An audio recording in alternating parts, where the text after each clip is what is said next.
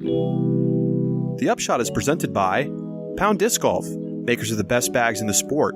Go to PoundDiscGolf.com to learn more about their innovative design and when you can get your hands on their next custom drop. And by Skybreed Discs, a top online disc retailer with all of the modern amenities. Pictures of every disc on the website, box shipping for every disc so nothing gets messed up in transit, very low flat rate shipping with free shipping over $50 orders. If you use code WORLDS21, you'll get 10% off of your order, and they're a preferred partner of Ledgestone and the Great Lakes Open. They've got a ton of inventory. Go check it out, skybreeddiscs.com.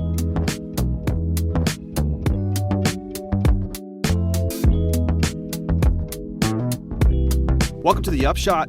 This is a live edition. We are again on Twitter Spaces, and it is Saturday evening. We are at the Fort, where we just watched the conclusion of the 2021 World Championships. And folks, I've been a sports fan my whole life, Josh. I have watched many sporting competitions. I've seen some amazing moments. I watched LeBron James drop 50 on the Knicks at Madison Square Garden. I went to a perfect game and watched Matt Cain throw a perfect game in San Francisco. I'm a Giants fan. I'll never forget it. I have seen a no-hitter in New York, Giants versus the Mets. I've been working in sports for 10 years. I will never forget today and what we just witnessed.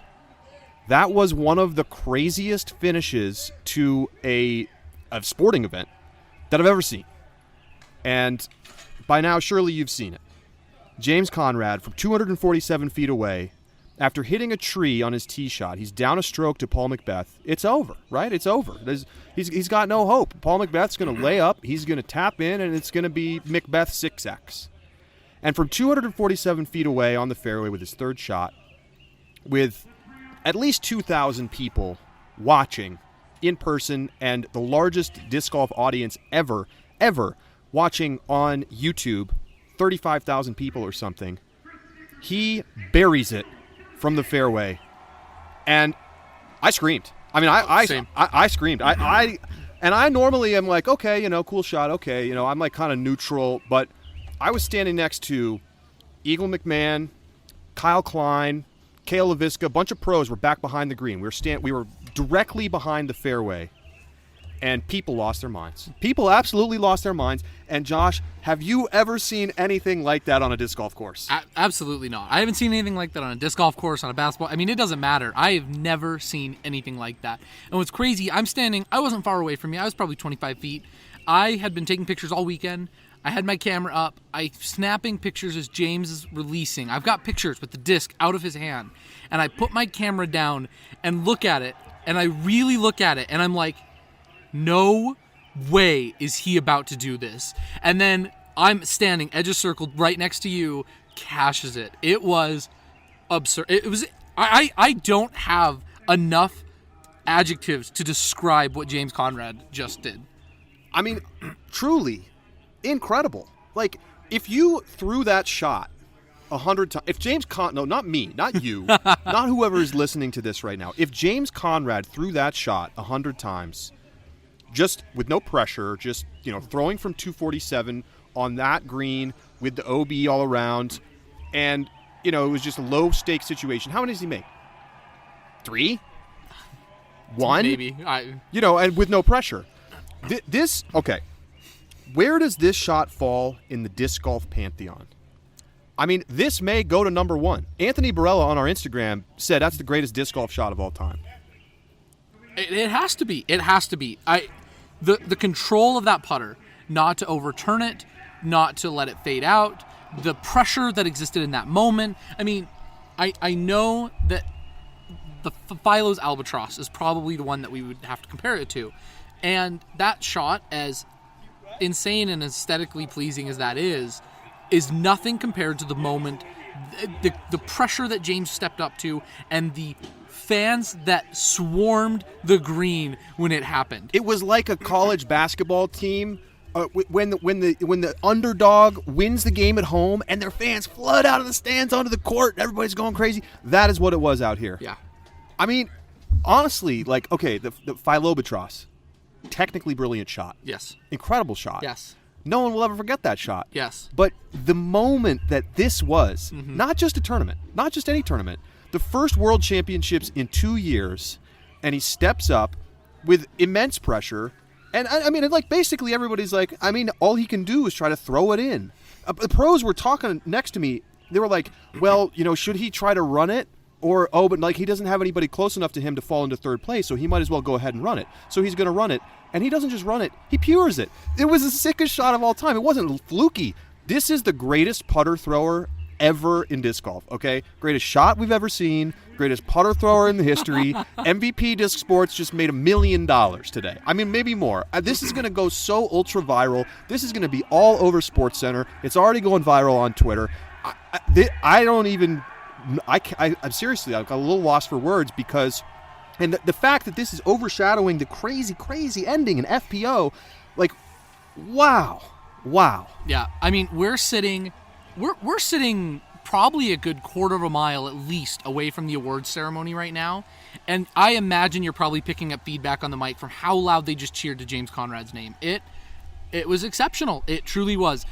Quick pro tip, if you own a lot of MVP discs, sell them in the next week and pick a different brand to throw because you could make a lot of money doing it.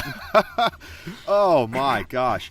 I mean, just special moment. And you can't write this stuff. You know, all round, he was playing great. He was playing great, but Macbeth, man. Macbeth was incredible. He hit from 50. He hit from 60. Every time he was out of position, he comes up with a huge shot. 17. Hits a big birdie putt on 17 Huge. to maintain the lead when Conrad was inside the circle. And it's just like, wow, man, Macbeth is inevitable. And good tee shot from Macbeth. Conrad hits the tree. And it's like, oh, well, okay. Like, there's no way to push to the green from where he was. It's not possible. So he basically pitches up to around the corner where the Mando is. He's 250 feet away. And, you know, it's a prayer. It's like, oh, you know, here's a formality. He throws the shot, he misses, and it's, oh, Paul, woo, 6X. But, I mean, Macbeth was shook. Oh, yeah. I mean, how can you blame him? How can you blame the guy? And he goes OB on the first playoff hole. Because remember, it wasn't for the win. Right. Macbeth still pitched up, tapped in, and it goes to a playoff. And Conrad goes to 16. He makes the island, and Macbeth goes in the water. And, you know, this is going to be a painful memory for a long time for Paul Macbeth. But what can you do? Like, sometimes you got to tip your cap. Yeah. Sometimes you got to tip your cap. And James Conrad goes from being a U.S. champion to now being a world champion. And we're going to be talking about this for the entire rest of the year. Yes. Like, we're going to come back to this moment. Yes. I think, I was behind the camera. As soon as it was over, as soon as James was walking back, I started taking pictures of Paul again. And you could tell, I've never seen Paul look like this ever. But I've also never heard a crowd, when Paul Macbeth is in contention for a world title, cheer someone else's name. So, I mean, there was a chant for Conrad several times after he hit that shot. It was unbelievable. And then when we're standing down on the green, you and I both down on the green for the playoff hole 16, the island shot that James has gone, what was it? So he's thrown it 3 times thus far, so he's gone 4 under. Yeah. Basket today, parked. Yeah. It has not missed. This Stahl Heiser shot, and he's going to talk a little bit about it. We caught up with James, got an interview with him. Hasn't missed this shot all week. And now there's wind. But the wind is pushing from right to left if you're facing the tee pad, and it's pushing James's putter down. It sets up perfectly for a stall shot of an overstable putter. Paul's throwing a overstable fairway driver that is being pushed with the wind now, accelerating it, and from that very moment, knowing the shot that they had, you had to feel that the momentum was in James's favor. The moment that from his shot, the wind, the conditions, on the technical aspect, everything set up perfectly for James, and it delivered. It delivered. That's all I can say. It delivered. It delivered. It's like if you were a TV writer, this is how you'd write it. You know, Yes. like, this is a movie ending. We just watched a movie end. I mean, I guess in the movie it would be a walk-off. You know, he would hit that to end it. You know, it would have been tied, but he never would have thrown that. In a situation where it was tied. Never. So, you know, from 247 feet, and it was just at 60, 70 feet away, I'm standing directly behind the basket watching it come in, and I'm going, this honestly has a chance. I mean, this might go in. Could this really go in? And you feel the crowd, it's coming up, and boom. I have never seen an explosion like that. I mean, I can only imagine what this will be like in, 25 years when disc golf has become a mainstream sport, and there's 50,000 people in an arena watching as the players come in, shooting into the arena for the 18th hole. Wow. Let's hear from James Conrad. Josh had a chance to catch up with him, and we're going to hear from the champ, the 2021 world champ. We're talking FPO a little bit later, but right now, still talking James Conrad. Let's hear from him. So, James, coming up to 18, you're down one stroke. What's on your mind when you're on the tee pad? I wanted to throw as good a drive as possible. I felt like birdie would give me a good chance at tying up. I ended up not having a very good drive. It's a little tough tee pad for me to throw off of, but yeah, from there, just laid up and figured my only chance was to try to throw it in, and that's how it ended up going down, so pretty special. At what point during the flight of the shot did you think that might have had a chance of going in? It's hard to say there is a specific point. I think, part of making a shot like that is believing that you can, so, I believed that I could before I ever threw it, and then it worked out. Would you say that shot would be the best shot of your career? I'd say so, yeah. And then after that's over, you come up to hole 16. You've aced and birdied every round thus far in the tournament. What's going through your mind on that tee pad? Just put the entropy in play. Like I said, I had that stall hyzer pretty well dialed, and yeah, just wanted to give it a good one. I figured Paul would probably birdie 16. I thought 17 or 18 might be more likely to be the decider, but that forehand ended up skipping OB, so. You're one of the few people who are throwing that backhand all day, out of your hand, hitting the ground. Did you think that at that point it was over, or did you expect Paul just to set it on the green as well? I wasn't really thinking like that. I was just focusing on my shot and focusing on what putt I was going to have to make when it went down there. Well, James, you're U.S. champion, and now you're one-time world champion as well. Your first Worlds. How's that sound? How's that feel? What's going through your head right now? Feels amazing. Awesome. Thanks so much for your time. So there's James Conrad, and honestly, you can hear a little bit in his voice. I mean, he was a little overwhelmed. He kind of had to get away from the crowds afterwards and just decompress a little bit. And how can you blame the guy? I mean, it would be a lot to handle for anybody. And had the belief that he could do it. And if there's anybody that you would want to, if you had to pick somebody to throw the shot that he had to throw and be like, I need this person to hit this shot from 250 feet in order for my life to be saved, you might pick James Conrad. I picked James. Yeah. Here's the craziest thing about it, Charlie. I was standing at hole 18's green. You and I had split up. You were following lead card, and I went over to hole 18's green. I was just taking pictures. I was there for the 4 cards coming in before lead card. And I was talking to one of our excellent spotters who gave a shout out to the other day. And he said, Sexton threw it, and it was real close to the basket. And he's like, man, I just want to see a throw in. I haven't seen a single throw in all weekend long. Every hole's coming through, and keep saying, man, it's so close, but I haven't seen. I've seen metal, but I haven't seen a throw in yet. And then James steps up, and that spotter called it. This dude is a highlight machine. He hit the ace. I was like, oh my God, James Conrad hit an ace, and now no one's even going to remember that shot. No. That's just like, oh yeah, an ace.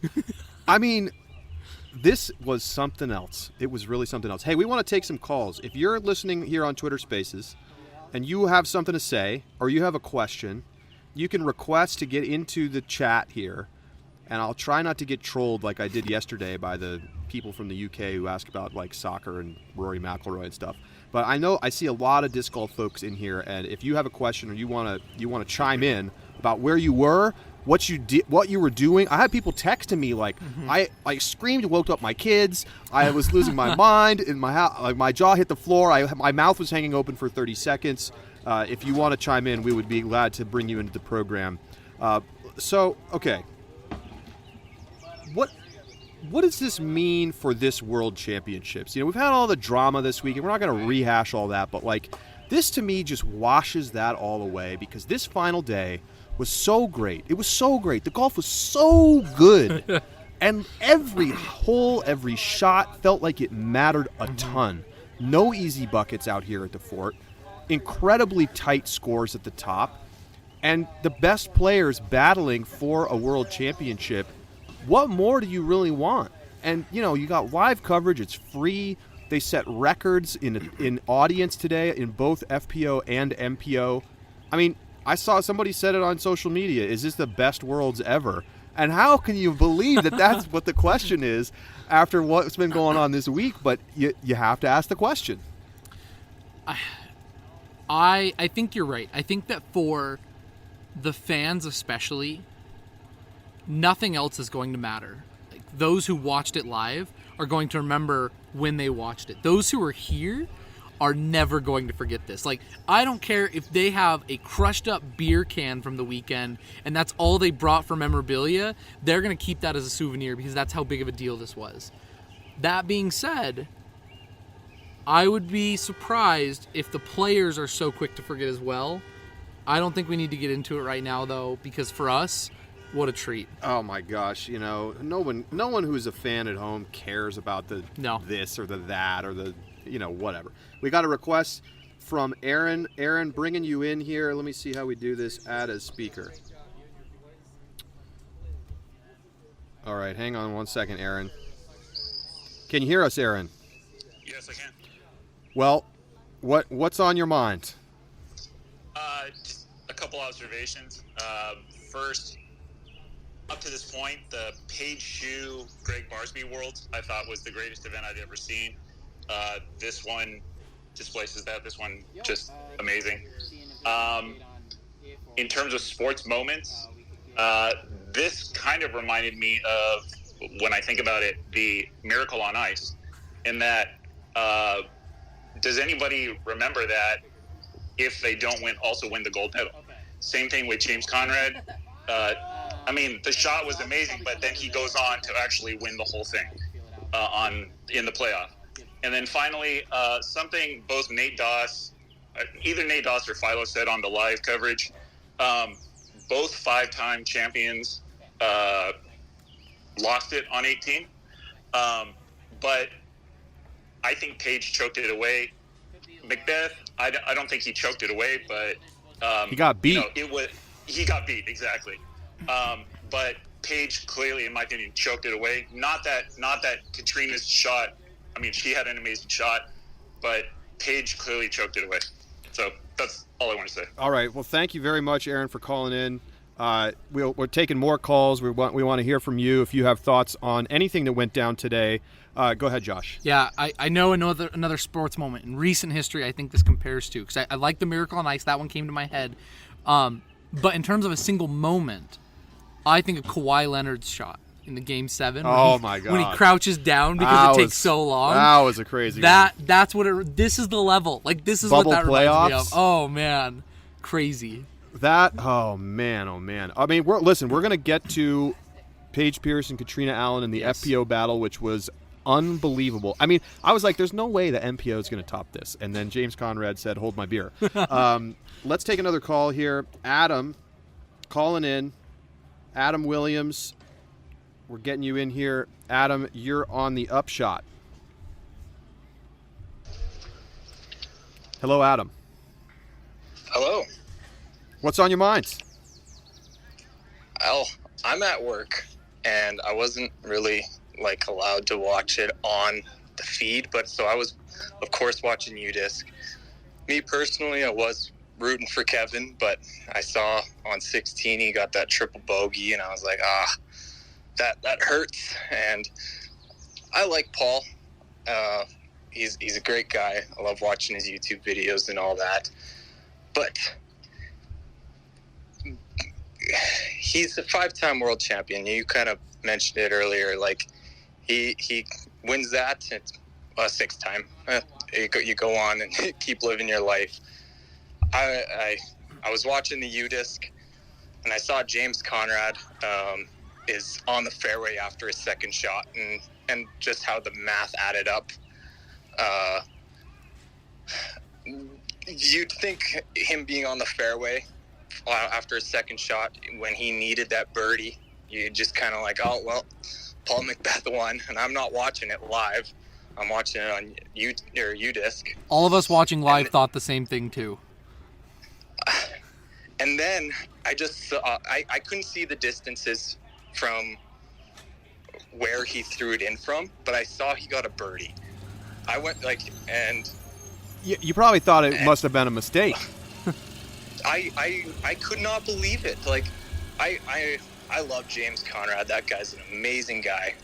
One day, hope I can meet him. I was rooting for him once. Kevin kind of had that mishap on 16. And man, like, I don't even know what to think. I was like, I couldn't stop refreshing my Twitter. I was like, what happened? What happened? Like, have you seen the shot now? I have seen it, yep. And oh my God, and like, wow. Yeah, there's nothing more to say.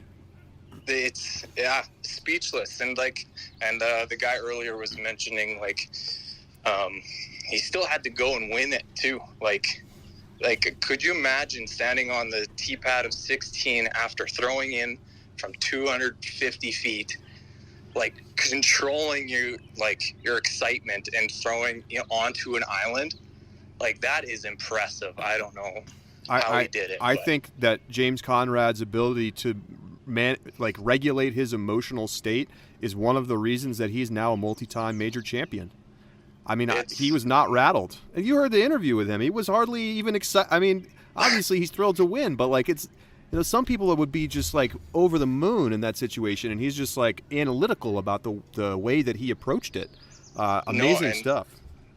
And if you watch the feed, there was a video that I saw on Twitter. He made his putt, he raised his arms, and he just went, woo, and started jumping. It's just like, you'd think any other person would just be like screaming or like crying or like, but it was funny. That's such a James Conrad thing to do. It sure is. All right, Adam. Well, thanks so much. Next time you got to just sneak the YouTube in at work. I mean, you got to get the feed and get the boss button or whatever.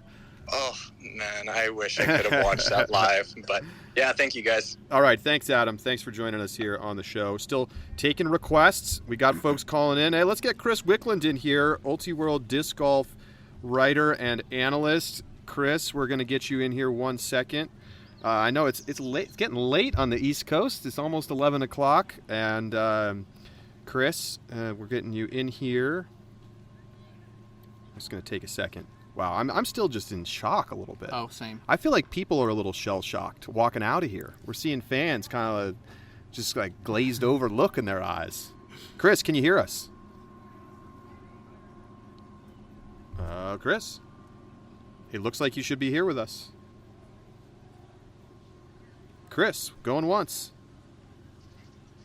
Going twice. Oh, now we hear you. Hello? Yes. Hey, what's up, Chris?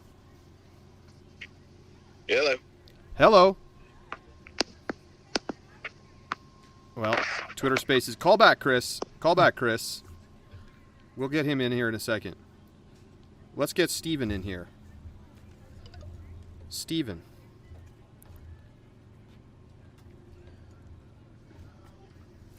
Dealing with Twitter Spaces. Do we have a Dalton? I don't know. Steven, can you hear us? Yeah. Hey, what's going on, Steven? Oh man, I'm still just totally freaking out about that. Lifelong sports fan. I'm from St. Louis, so I'm lucky that I've seen. I saw the 2011 Cardinals, which was absolutely wild. I saw the Blues in 2019, but that has to be top 5 best sports finishes I've ever seen in my life. I cannot disagree. I think it's easily in the top 5 for me. I'm going to have to make a list. Next week I'll have a list. I can't make a list right now. My brain is mush. But yes. Yeah, totally, right? That just that ruins you as a sports fan. How do we even make sense of what just happened? how can you put it into context, like what that means for disc golf as a sport? How do you put it into context with like other sports that are more popular? All that. Hopefully that shot goes a long way. I mean, I know that everybody's talking about it, saying like, Sports Center top 10. Like, come on, like this needs to not only be on there, but like if that's not number one on Sports Center top 10, that's absolutely crazy. It's criminal. It's criminal. Yeah, like that shot, that one shot. The pandemic raised the level of disc golf because so many people like found it as an outlet to get out and go do things, and hopefully more people were watching because of the accessibility. Like, big time props for Disc Golf Network for putting that up for free on YouTube. That one shot could really raise the profile of this game, and I'm hoping it happens because that was just mind-numbing, totally mind-numbing. Well, thanks for the call, Steven. I'll tell you what, we may look back on this as another one of those moments. Like, is this the moment that marks like this like pandemic peak? We have all this growth. We have the big prize money, the biggest Pro Worlds payout of all time. I think that was $12,000 for the MPO, $10,000 for FPO, something like that, maybe $15,000 MPO. We'll get the full numbers run down. They added a bunch of money this morning. And you've got, they sold out all the tickets. We got the most live viewers ever on a disc golf anything, like 30,000 or maybe almost 40,000 people watching live this MPO finish. And it is... You cement all of that with this shot. Mm-hmm. And I mean, literally, even without that context, this may go down as the greatest shot of all time. Unbelievable stuff. All right, let's try to get Chris in here one more time. Chris Wickland, writer for Ultiworld Disc Golf. It's a 2 strikes and you're out kind of a situation. So we'll see if we can get him in here. Add his speaker. Here we go, Chris. Trying again, and I'm not sure if it's working. Chris, can you hear us? For whatever reason, it doesn't like Chris. There was a problem adding Chris. All right, well, let's go to Nick Lelm. And we're going to get PDGA Stats in here. I love PDGA Stats. I'm looking forward to meeting PDGA Stats here on the Upshot. But first, Nick Lelm. Can you hear us, Nick? Yes, sir. How are you? Well, I'm doing great. How are you? I should be sleeping, man. I should be... Where are you calling in from, Nick? I'm walking around my basement like something freaky just happened. Something freaky did just happen. So one quick shout out to my wife who got the baby back to sleep because I yelled and woke up the baby who hasn't slept all day. Just got vaccines the other day. Fussy all day. Literally no naps. Falls asleep 5 minutes before the Conrad shot. I scream like a small child. Child is instantly awake and screaming as well. Not in joy. I'm in joy. Wife wants to murder me. All is well, though. I've been relegated to the basement. Please send help. Where does this rank for you in sports moments? I've been trying to break it down. So lifelong 49ers fan, season ticket holder. Go Niners, baby. From Madison, Wisconsin, now, so it's a little bit of a long-distance relationship I have. And I initially was like, wow, I didn't really know what to say. But after, pacing it off in my basement for an hour, I'm going to say it is going to absolutely, it is without question going to change disc golf forever. And for sports, in terms of sports for me, I think it's possibly the single most impactful sports moment of my life. And I think in totality, just the story, it would be a sin if we don't see the final 2 holes, maybe the final 3 holes in its entirety on SportsCenter. I think the story has wrote itself so well that we might not see it tonight, but in the coming days, I think we'll see plenty of features about just this day in totality. Not to mention Catrina Allen's win, which is totally overshadowed at this point. Both 5 times failing, coming up short, however you want to say it. what a day for disc golf. What a day for disc golf. Thanks for calling in, Nick, and we hope your baby gets back to sleep and you can get some sleep. I know people are probably a little jacked up on adrenaline. Loving taking calls right now. Let's get to PDGA stats. If you're out here on Twitter, which clearly you are since you're listening to this on Twitter Spaces, you got to follow at PDGA stats. And we're going to get whoever it is in here. PDGA stats, welcome. Yeah, thanks, guys. Can you hear me? Yes, we can. What can we get your real name? My name is Justin. Justin, welcome. Thank you. Appreciate it. Oof, my heart is still pounding after watching that. I don't know how you guys are feeling, but I follow all the major sports. That was one of the most incredible things I've ever seen in my life. In terms of a major or a championship, maybe up there with Peyton Manning to was it Mario Manningham? Sorry, Eli Manning to Mario Manningham in the Super Bowl against the Patriots. The helmet catch.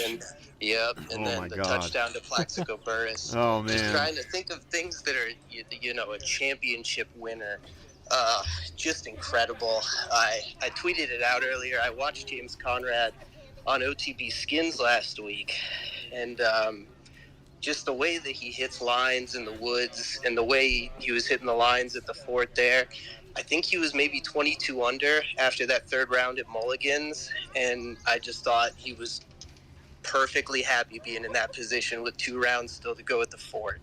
I thought it perfectly favored his game, and we got an incredible finish despite Macbeth shooting 8 under, and just an incredible moment. Absolutely. Well, thanks for calling in. Just taking reactions to today's World Championships. If you have thoughts on the FPO finish, I was on the broadcast for that. It was similarly spectacular. Let's take a couple more calls, and then we will get to the FPO side of things. All right, last chance for Chris. Let's see if Chris's phone will cooperate. Chris Wickland connecting. There we go. There we go. Chris, welcome. All right, we did it. We did it. All right. So I personally resent the comparison to the Manningham catch, I think. Canceled the Super Bowl that year, if I remember correctly. So my analogy is the 2004 Red Sox over the Yankees. You got the cleaned up Yankee Paul Macbeth, and then the long-haired, dirty, scruffy. Yeah, exactly. That was the vibe I got. But earlier in the week on the podcast, Josh, you mentioned that Conrad's play was more sustainable, right? And Macbeth had to come back, right? He was not up there all week. He had to come back. And he might have just been out of gas at the end, He's certainly a fit guy, and he's a champion, but considering the hill he had to climb to get to that finish, it was pretty remarkable that he got there in the first place. So I think, that's something that has got to be taken into consideration there. That's all I got. That was insane. Chris, awesome, man. Thanks for burning the midnight oil. I know it's getting up late there on the East Coast, and so worth it. So worth it. Just amazing stuff. Let's take one more call here. Let's see who's been waiting for a while. All right, we'll go with, this is Dawson. Maybe we'll take one more after this. We'll see. Dawson, you're with us on the Upshot. Hello. Hello, how's it going? It's going good. How are you? I'm good. So I wanted to make a comparison. My comparison that as a Saints fan, I lived in New Orleans when Catrina hit, so I'm a big Saints fan, and so this is probably the second best sports moment I've ever witnessed, besides the Saints winning the Super Bowl. But in that light, I'm a Paul fan as well. So this I liken this to the Minnesota Miracle. What just happened? Okay.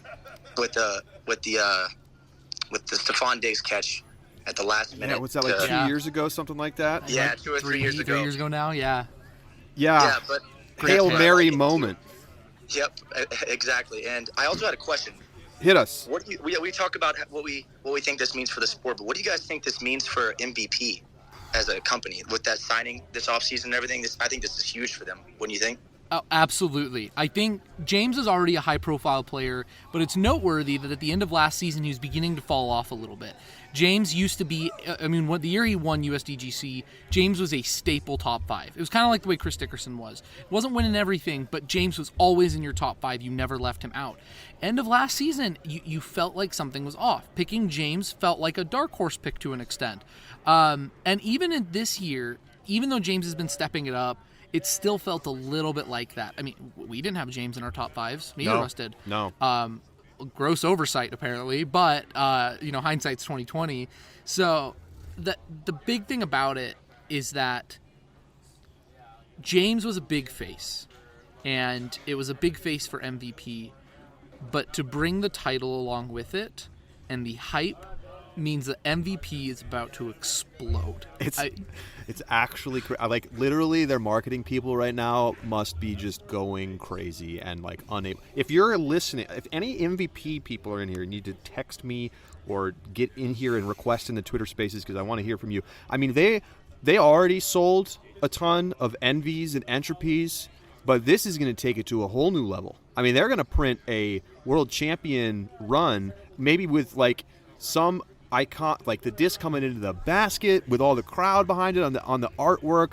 I mean, hit me up for ideas, MVP. But they are going to print money from this, and I think it's exciting. Like this is they waited and waited and waited, and they finally make this big splashy signing with James Conrad.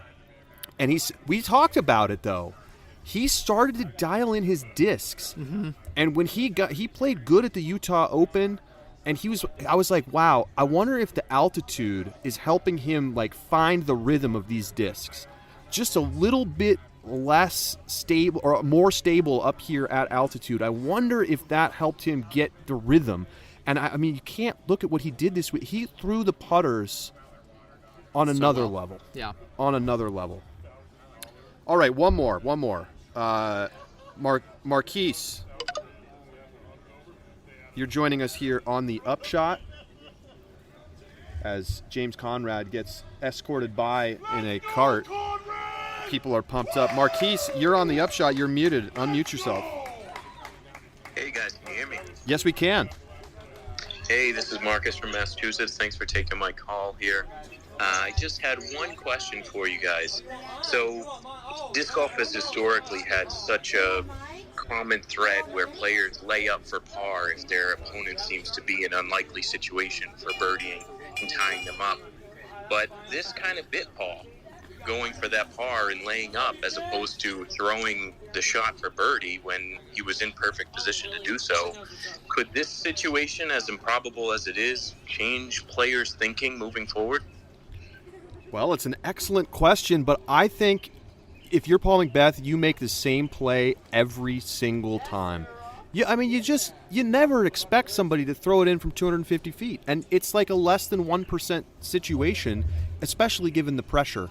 I mean, you can't... Obviously, if he could go back in time, I'm sure he would attack. But, like, if you attack and you go out of bounds, I mean, that's a disaster. So I just don't think that you can do that. I mean, we watched Paige Pierce make a similar choice in a situation where she was trying to put pressure on Catrina Allen to have to make the putt to force a playoff, and then obviously made a colossal mistake to go out of bounds and blow her chance at going to 6X. But I don't think you do anything different if you're McBeth. No, I completely agree. Honestly, I think in my head, I thought James should have played it differently before the throw-in. I was watching him line it up, and I was like, I think James is going to go for this. And I thought to myself, I was like, that's risky because, especially what we just saw out of FPO, nerves are a thing, even for 5-time champions. And so in my head, I'm like, James, put it at the base of the basket and make Paul make that upshot. And that's what I thought in my head. I was very, very wrong. Paul still executed the upshot and the tap and putt with perfection. So, it's a situation of circumstances. It's a set of circumstances that I think are so unique, both in the choice of the players, the moment of the weekend, and the pressure and the fans that I don't think this kind of shot will play out in the anytime soon in the same way to the same. That's what makes it so amazing. Yeah. If it was a routine shot, it wouldn't be amazing. But the reason that it's incredible is because it was so improbable, and that's what makes it special, and it's why we'll all remember seeing it for the rest of our lives. I mean, like, even if you're a casual disc golf fan, you're never going to forget this. Anytime somebody brings up disc golf, you'd be like, wow, man, when James Conrad hit that shot from the fairway on 18 in Utah, that was pretty crazy. Yeah. And like, this is the kind of thing that you tell your kids about, and they're like, shut up, Dad. So, all right, we got to talk about FPO. Yes, absolutely. As players continue to filter out of the complex here at the Fort, we're sitting, near the first tee here at the Fort, coming to you live here on Twitter Spaces.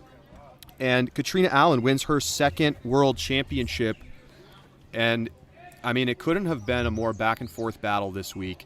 Paige Pierce taking the lead, giving the lead back. Catrina Allen hitting some super clutch shots. And even today, she comes in with a one-stroke lead. She loses the lead. She regains the lead. She loses the lead again. And then we get to 16. Paige Pierce goes out of bounds. Catrina Allen steps to the tee. Doesn't make the island. Yep. Doesn't get it up over the wall. And so it's like, okay, well, now Lisa Fakis has a chance to get back into the mix. She's a couple strokes back. She's 4 strokes back. And they go to the drop zone. Catrina Allen comes up short. Paige Pierce buries it. Lisa Fakis 4 putts. Oh, heartbreaking. And it was heartbreaking. Heartbreaking. I mean, we'll get into that more next week, but we're going to focus on the top players this show. But, I mean, Paige Pierce hits the putt, and I think to myself, wow, she did it in round 3. She did it again in round 5 from 70 feet away. Just a colossal circle 2 putt, giving her a 2-stroke lead, and it's like, that's it. She's going to be a world champion. I said on the broadcast, those are the kinds of shots you have to hit if you want to be a world champion. And then we go to 17. She's facing an upshot. She has kind of a narrow gap, but it's a straightforward putter approach. Bread and butter for Paige Pierce. Usually just does a little jump putt approach and just throws a dead straight fierce right up to the basket. But this time, pulls it right, clips a tree, comes up short, misses the putt. Catrina Allen has an opportunity to run it and tie it up from circle 2. Opts to just lay up. Yeah. And I asked Valerie Jenkins on the broadcast, what do you think? Valerie said she's playing golf. This is smart. She wants to go into 18 where she knows she has the advantage. That's impressions from Valerie Jenkins, the 4-time world champion. So we go to 18. Paige Pierce has a 1-shot lead. She's gone out of bounds both rounds at the Fort. She's double bogeyed both times. This time, she gets it through the gap. Spectacular drive. She gets it through the gap with distance. Like, better than most MPO drives. Incredible drive. I'm standing there on the green, and I was shocked at just how good that drive was. And it was difficult for us to tell on the broadcast where the discs were in relation to one another. So the question is Catrina Allen going to have a look? Who's going to throw first? So Catrina Allen is in prime position where she's been earlier this week, and she's thrown this hole great. But she's first to throw, and she's down a stroke. And what that means is that Paige Pierce is really in the driver's seat because she can wait to see what Catrina does. Yes. Catrina Allen steps up, throws the turnover backhand, 350, like a long shot, much further than James Conrad shot. Yes. Big Anheuser flex. It comes down, lands, spins, rolls, and settles right on the line. Charlie, it was 5 feet from my feet. It was directly in front of me, and what? And she was that 4 settle. inches from being OB? Not even. She was 1.5 inches from being OB. And it would have been game over. Yes. If she goes out of bounds there. But instead, she flips the pressure to Pierce, who has a 1-stroke lead. And, of course, knows that Catrina Allen has a 30-ish footer coming up after she steps off her meter. And so she steps up, and she just pitches up to the corner. She just throws a little short putter shot so that she's in a perfect position to throw that straight shot to the basket. So she pitches up. She's basically saying, Catrina, I dare you to hit the putt. I'm playing for par.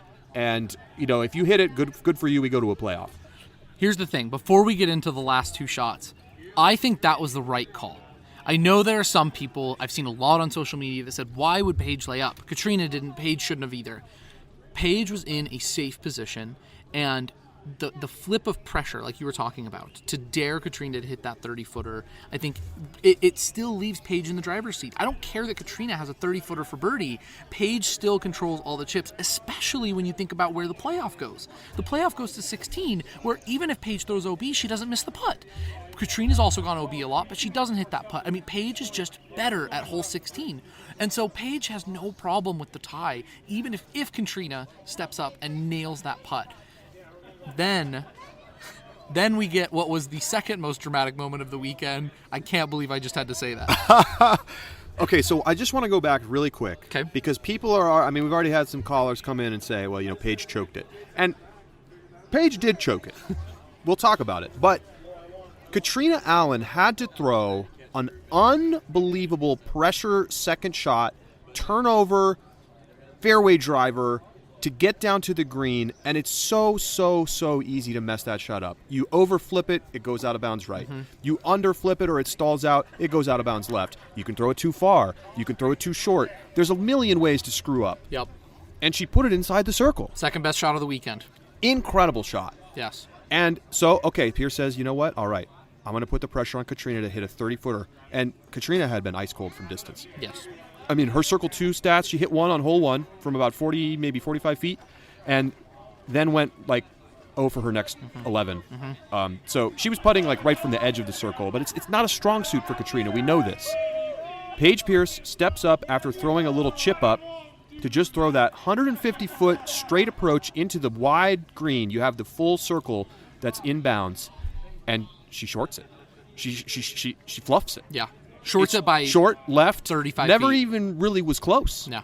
And goes out of bounds. And all of a sudden now she's facing a situation where she has to hit the putt and hope Catrina misses in order to go to a playoff. Yes. She misses the putt. And now all of a sudden Catrina just can lay up underneath the basket and tap in to win her second world championship. That's exactly what she did. And it was stunning. Yeah. It's amazing to think that somehow 18 delivered twice, and that the MPO finish was more dramatic than what we saw in FPO with Paige Pierce going out of bounds on truly a routine 999 times out of 1,000 little chip to the basket. Every one of us have the image, who watched it live, have the image of James's shot seared in our brains forever. And when we close our eyes for the next week, we're going to see nothing but that shot, James included. There is one exception to that rule, and that is Paige, who is going to see the shot and her shot falling short and will not, I am certain of it, be able to get that out of her head for days, weeks, and if not years to come. And, in my mind, it's a similar story in terms of you think about the impact, right? We talked about the impact on MVP. Let's also talk about the impact on James Conrad. I mean, this elevates his profile to an all-new level. Yes. Obviously, if it had been his first major championship, that would probably be a bigger deal. If Kevin Jones had won, I think it's like it takes it to a new level, but... I don't know. I might actually I'm going to argue with you a little bit on that one, and here's why. Something that you and Jamie talked about back before I was on the show, I remember when you asked what was the most improbable win of disc golf history, it was James Conrad at USDGC, right? But the thing about USDGC is it's oftentimes produced winners, just given the nature of the course, that we didn't expect. Chris Dickerson, Jeremy Colling, Nate Sexton. I mean, there's a long list of names who have USDGC trophies that don't have world titles. Yeah, Kevin Jones wins Worlds. I think that's huge for him. I completely agree. It's his first major. But I think for James to take and win the USDGC, a tournament that historically has a diverse range of players who do win it, and then come back and win Worlds as well in a heated battle against the best one to ever show up at these Worlds tournaments, at least in recent years. I'm not going to get into the Climo-Macbeth debate. Not doing it. But I think that this elevates James to... And because here's the deal. I'm going to give you another name of someone who's won a single major, Greg Barsby. But guess what? Greg Barsby falls off a little bit now. I mean, yeah, he's in the top 10 occasionally. Yeah, we talk about. He had a good week, by the way. He had a really good week. He threw a sick upshot on 18. Got a huge cheer from the big crowd that had developed. He was on the third card, and he turns to the crowd and salutes them. It was amazing. And then you got Barsby for president cheers afterwards. Like, don't get me wrong. I think Barsby's an amazing player. Fan favorite. The one-off at Worlds, though, we still talk about as like, oh, yeah, I can't believe Barsby won a Worlds, right? Kevin, I don't think we'd have that quite same narrative, but I think James to have the second one at two very different tournaments solidifies this very solidly in people's minds about James' position as an elite player. We saw a question on Twitter, and I want to ask you this one, Charlie. I don't remember who it was. It was when we first were loading up, and maybe it was on Discord. I don't remember.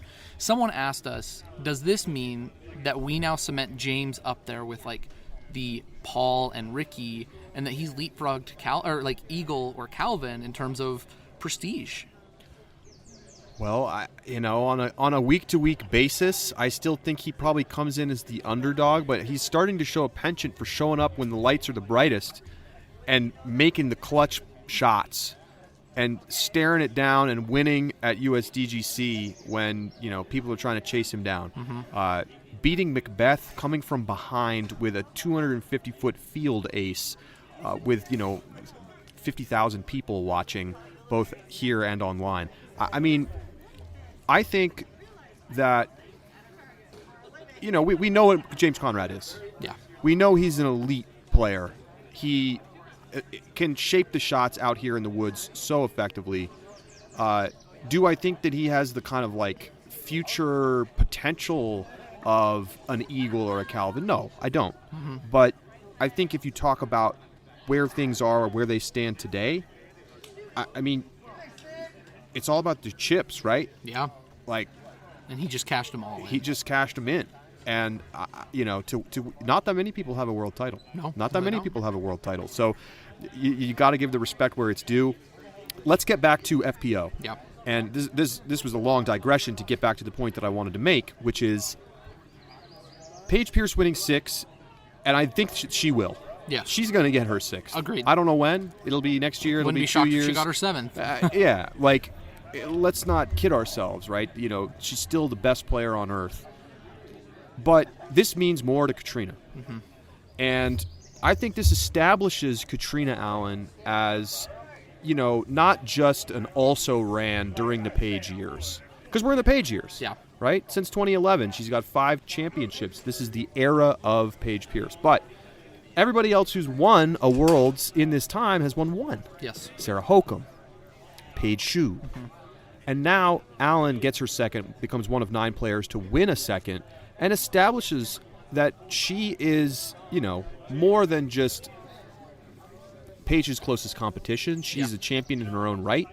And I think when you get the 2nd one, you really put your stamp on it. Yep. Let's listen to Catrina Allen from after the round. Go ahead. Here's something I do want to say real quick. James's interview, you probably heard that I was out of breath. It's because I was trying to keep up with his long legs right after the round, walking around the lake. Catrina Allen, this interview is from about 2 to 3 hours after the round's over. So I had some time to decompress, and she gives some really valuable insight, I think, into her mindset about where she was in this tournament and kind of some of the results. So, Catrina, you woke up this morning, 1-stroke lead going into the round today. What was your night and your morning like?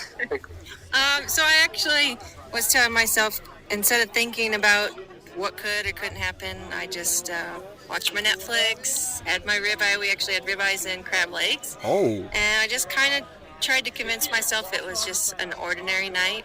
I'm really big on discipline and, what am I trying to say? Like a routine. So I was like, the routine has helped me make it feel like just every other morning, and so the entire round was back and forth. Was there a moment when something felt different to you, when you felt like I'm settled in, I'm hitting my rhythm? Any notable moments that you looking back on? No.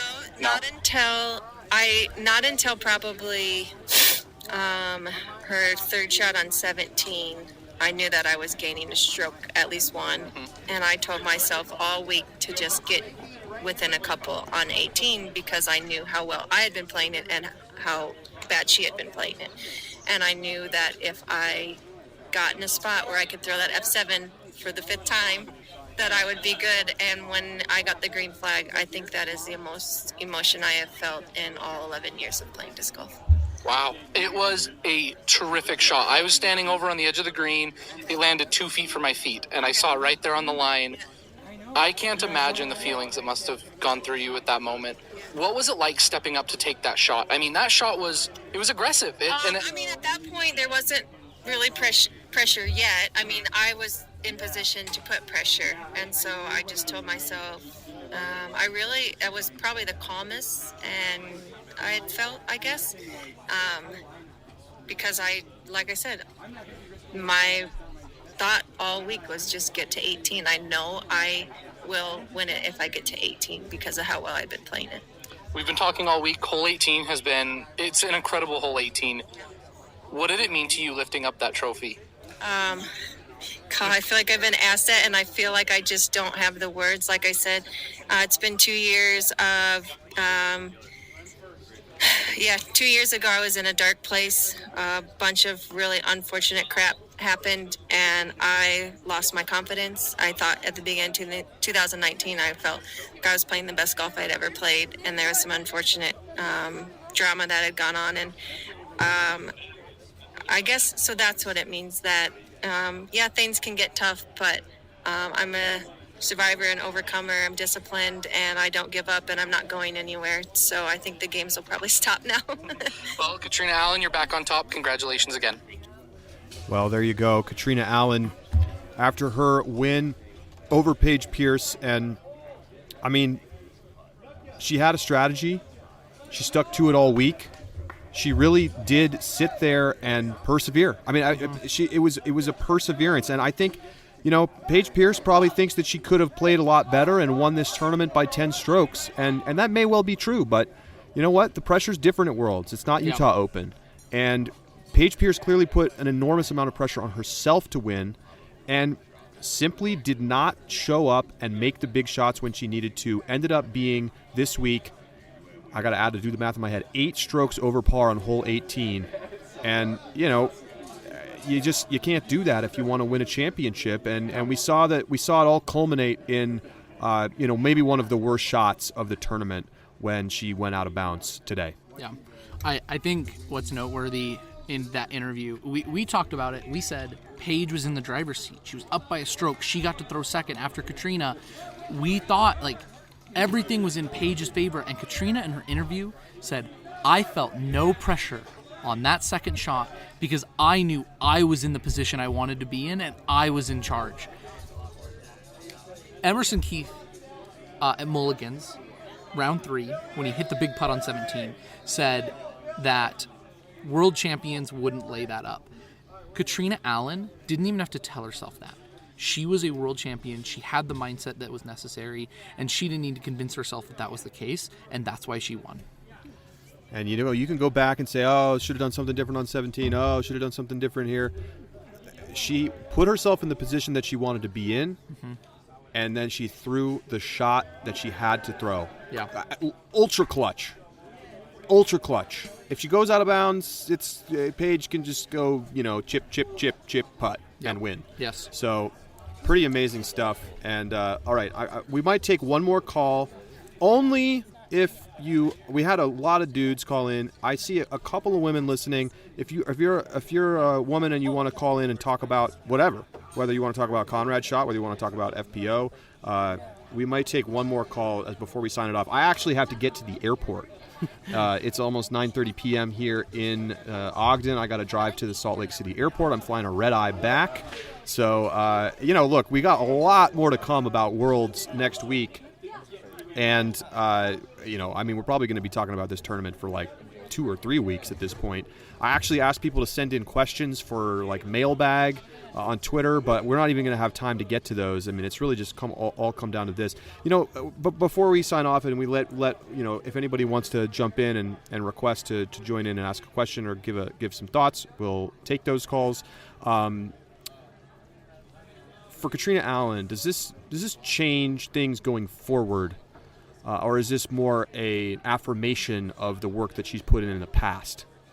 I think what Catrina said is that this it felt like the final turning point, that she has been fighting an uphill battle since 2019. She just crested the summit, and I think this is an opportunity. She's not going to win every weekend. Paige is going to come out and she's going to string together wins, and that doesn't mean that Catrina is just going to win everything, but I think for her it does represent a change, a shift, and like you said, I think an affirmation is a good way to put it, but I think that I would not be shocked if we saw Catrina Allen start to heat up again. Wow, incredible stuff. And by the way, Paige Pierce is in the midst of making a documentary. I mean, they got a rig out here. They got multiple people with cameras. They got a rig with a camera, and it probably all told is $75,000 to $100,000 worth of stuff. And they've been filming all this stuff, and it's been, it's going to be a documentary about disc golf, and I'm excited to see it whenever it comes out. But I don't think anybody on that crew or Paige thought that this was going to be the story. And I'm very curious to see how the documentary handles it, because now do you decide to go another year, see if wait it out, see if she can do it next year, or do you just show the heartbreak of not getting 6? I think you show the heartbreak of not getting 6. It is heartbreaking, but Paige still has the 5 next to her name. She is still the greatest player to ever play this game. That doesn't change. This weekend does not change that. And it shows that, the name of this documentary could be Heartbreak. But I think that you have to show it. You have to show that story. And I think that, honestly, for the outside disc golf world, their goal, we talked about her in the interview, her goal is to get this at the Sundance Film Festival. I'm going to be honest, I think this makes a better film. I do too. It's a better documentary. 100%. Yeah. 100%. And I hope that she can see it the same way. Sundance Film Festival doesn't have happy endings. It's going to be more interesting now. If she rolls up to her 6, I'm the greatest player of all time, and I won it. Yeah. Here comes Catrina walking to the fans now. Catrina walking to the fans. Fans here next to us getting some signatures as the pros walk out. We just saw Chris Dickerson as well. He had a great tournament. And it's I'll tell you what, it's sure fun to be here. I feel lucky to have been on site for what we just witnessed today. Yeah. Wow, folks. All right. Well, if you have questions, send them to us on Twitter. You can also email upshot@ultiworld.com. And I just want to say, I did pick Catrina Allen correctly, but Paul Macbeth, wow. I mean, I thought I had it in the bag, but man, James Conrad out of nowhere. Unbelievable again, I tell you what. We're going to break it all down next week. We're going to go deep. We're going to look at the top 10. We're going to look at the most exciting young players who finished high. We're going to look at people who played poorly this weekend and what's going on with that.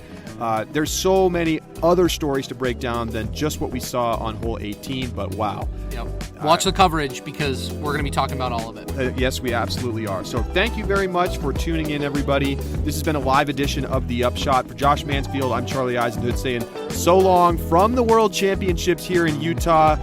This was a special one. More to come next week.